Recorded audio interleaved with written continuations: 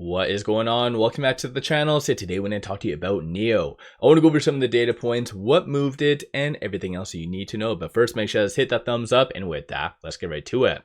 So NIO did close in the green today, 0.92%. Today was a shorter day, so closed at 1 o'clock. There wasn't really any macro data that moved NIO. Only thing that really came out that kind of was more speculative was this. So another closed door briefing, but this was with Chinese media, and it was just kind of reiterating about how 2026 is going to be a full year of profitability. So they're really doubling and tripling down on that kind of narrative about profitability. And I think they've used that back and forth. There's a big difference between break even and profitability, right? So I think in Q4, they are assuming that break even is going to be occurring. And I don't know if they kind of gave clarity on 2026, but if they're saying profitability, that's good, very, very positive. And that in among itself is going to be a natural deterrent for shorts.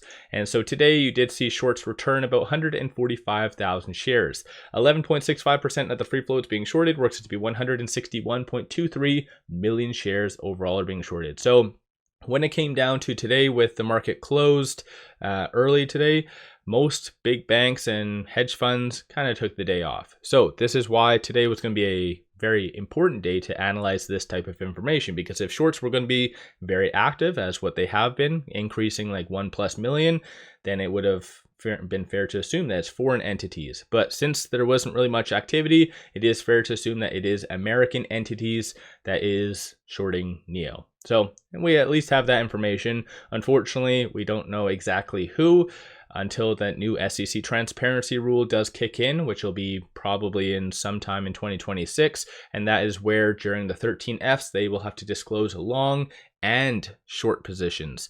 Aside from that though, latest in 13Fs, it's interesting. So we've seen a lot of institutions increasing their position. So you can kind of see right here. So JP Morgan closed out all their puts. They did also make a brand new position of about 71,000 shares.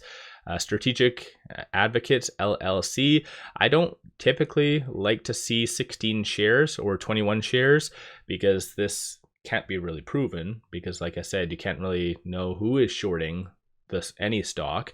But I do believe anyone with that low of shares, or even 2 shares, 1 share, they are doing that to kind of mask their short position. So I can't really prove it, like I said, but I do feel based on all the data that anyone with a very, very small share count is just doing it just to mask their shorting. So something, again, just to kind of keep in mind. Of course, once that SEC transparency rule kicks in, then I'll be able to kind of confirm that. But there was a couple new ratings that did come out. And this is why I've kind of mentioned in the past, Barclays has really ran their mouth. And I think their last rating was about $7.40, $7.50, or even $8. Because none of that has been officially posted. All of that was always just articles, and a lot of people always spread that around. So you can kind of see now there was a official rating. So this is completely different. This is a analyst actually posting to TipRanks their rating, not just doing a stupid article that people love to kind of put out there. So it looks like Jiang, 51% success rating from Barclays, did give a sell $4 price target. So kind of interesting stuff. So if we quickly pop over here for a second, right over here, you can kind of see that they did lower it from $3. So they raised their price target, but they still maintained their sell rating. So interesting kind of stuff. On a side note, I know I've mentioned this in the past, but if you do want access to all of these reports, pop over and sign up for Moomoo.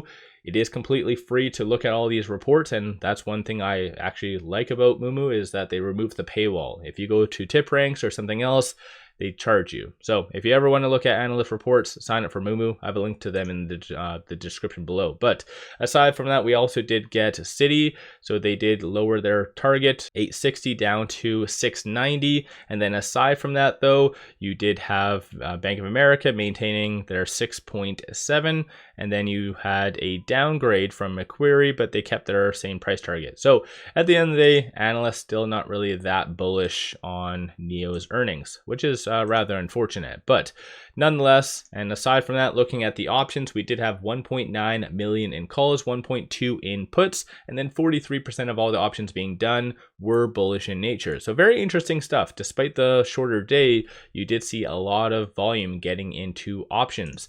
Looking at the bull standpoint, you see a consensus for it to really gain some good momentum into about that 6 to 650 range, with today being Friday and it closing at that 550. That does mean that the 550 and below strike prices are in the money. So whenever it lands exactly on the strike, that kind of is considered in the money. So 550 and below, so you have 13,000 at the 550, 1,000 at that 5.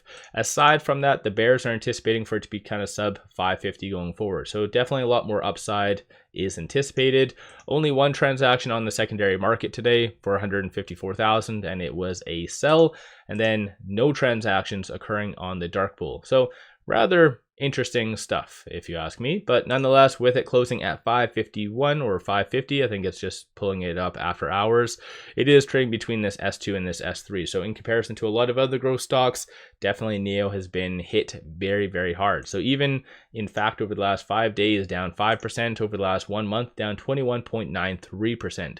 So give yourself a shout out if you have been buying. Based on, I did sell weekly puts for today, expiring today, as well as next Friday, and both were 550 strike prices. So it does look like I will be getting some more shares. So I'm okay with that. It's a pretty good risk versus reward at this price point, in my opinion, of course. Aside from that, on the actual chart itself, so things still wedge bound between that 100 and 200-day moving averages, below that 10-day moving average as well. Looking at the market position, you don't see that much willing buyers. So even though the broader market is rallying like crazy, that same type of kind of optimism isn't really kind of following NIO exactly. You do see some good kind of short-term willing buyers up to about that 530, but that's pretty much it.